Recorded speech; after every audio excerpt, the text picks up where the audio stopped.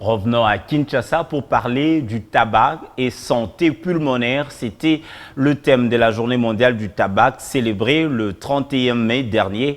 En RDC, il n'y a pas eu d'activité officielle et la Fondation Monseigneur Bokele pour le développement intégré a organisé une journée de communication pour le changement social et de comportement en matière de lutte contre le tabac.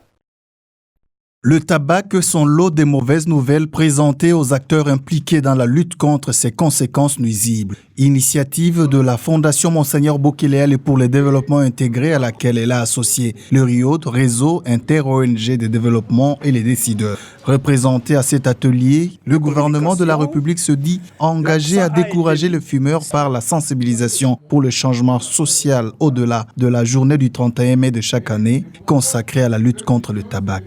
La campagne de cette journée mondiale sans tabac est l'occasion de sensibiliser la population aux effets nocifs et mortels de l'explosion au tabagisme. Dans son intervention, le directeur du Programme national de lutte contre les substances toxiques a présenté une longue liste de maladies liées à la consommation du tabac, une dépendance qui va de la destruction progressive de la santé jusqu'à la mort.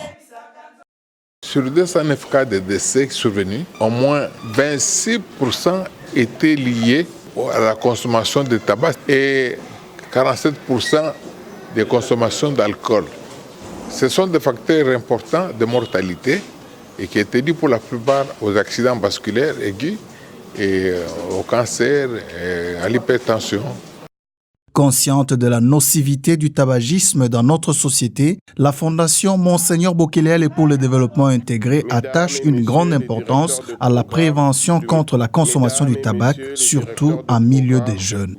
Le conseil, ce que je peux dire, qu'on arrête avec le tabac. Le tabac, ça mène rien. En fait, le tabac, c'est la fiction. On prend que quand on prend le tabac, on frime, ou bien quand on prend le tabac, le problème termine.